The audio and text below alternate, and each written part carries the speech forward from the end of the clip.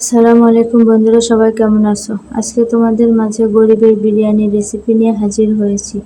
সম্পূর্ণ রেসিপিটি দেখতে হলে ভিডিওটি না টেনে দেখতে থাকুন। তো চলুন মূল রেসিপিতে যাওয়া যাক। চুলায় একটা কড়াই বসিয়ে দিয়ে পরিমাণ মতো তেল দিয়ে দেব। তারপর তাতে একটা পেঁয়াজ কুচি দিয়ে দেব। তার সাথে এলাচ, তেজপাতা এবং দারচিনি দিয়ে ভালো করে নেড়ে চেড়ে ভেজে নেব।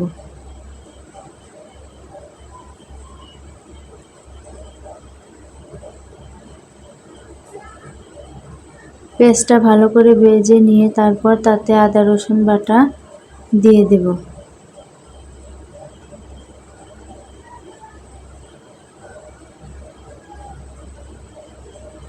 তার সাথে সামান্য পেঁয়াজ বাটাও দিয়ে দেব।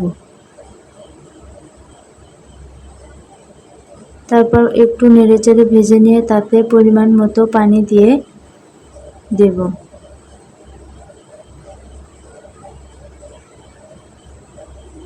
পানি দেওয়ার পর তাতে গুঁড়া মশলাগুলো দিয়ে দেব। জিরা গুঁড়া, মরিচের গুঁড়া,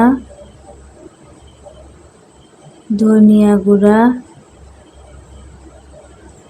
হলুদের গুঁড়া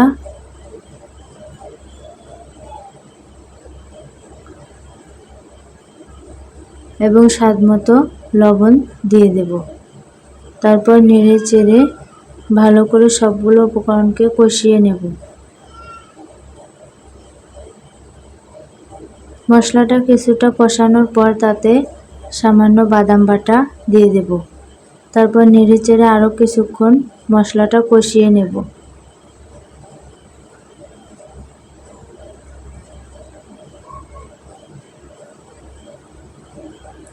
মশলাটা ভালো করে কষিয়ে নেওয়ার পর আগে থেকেই পরিষ্কার করে রাখা মুরগির মাংস এবং সাথে কয়েকটা আলুর টুকরো দিয়ে দেব।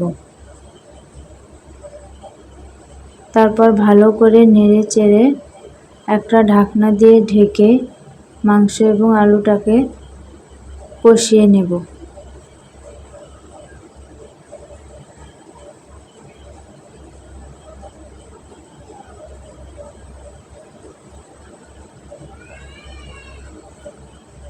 আগে থেকে ভিজিয়ে রাখা চনা, বুটের ডাল এবং সাথে মসুরের ডাল নিয়েছি এবং অন্য একটা বাটিতে আগে থেকে পানি ঝরিয়ে চাল ধুয়ে পরিষ্কার করে নিয়েছি। মুরগি এবং আলুটা ভালো করে কষানোর পর তাতে পরিমাণ মতো গরম পানির ঝোল দিয়ে দেব এবং মাংসটা কিছুক্ষণ রান্না করে নেব।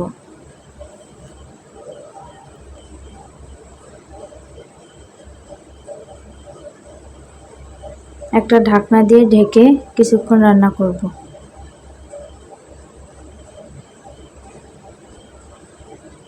মাংসের ঝোল অনেকটা কমে আসার পর তাতে 1 চামচ মুরগির মাংসের মশলা দিয়ে দেব। তারপর নেড়ে চেড়ে আরও কিছুক্ষণ রান্না করে নেব।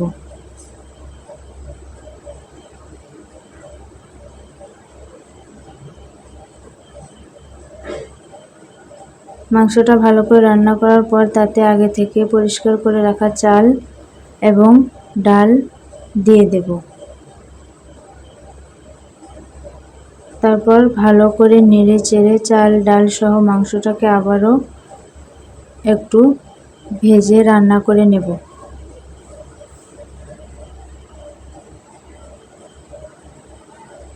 সবগুলো উপকরণ ভালো করে ভেজে নেওয়ার পর তাতে পরিমাণ মতো গরম পানি দিয়ে দেব।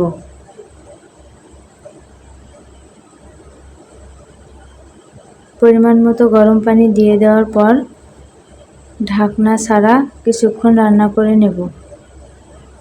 তারপর পানিটা অনেকটা শুকিয়ে আসার পর তাতে পরিমাণ মতো বিরিয়ানির মশলা দিয়ে দেব। তারপর নেড়ে চেড়ে একটা বাটি দিয়ে ঢেকে চালটা ফোটার পর্যন্ত আরও কিছুক্ষণ রান্না করে নেব।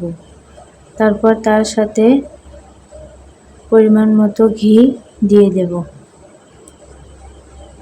তারপর নেড়ে চেড়ে আরও কিছুক্ষণ রান্না করে নামিয়ে নেব।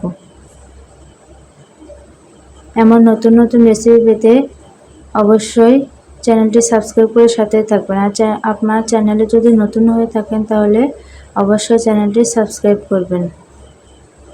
আজকে এই পর্যন্তই। আগামীকাল নতুন আরেকটি ভিডিও দেখার আমন্ত্রণ রইল। সে পর্যন্ত ভালো থাকবেন, সুস্থ থাকবেন। আল্লাহ হাফেজ।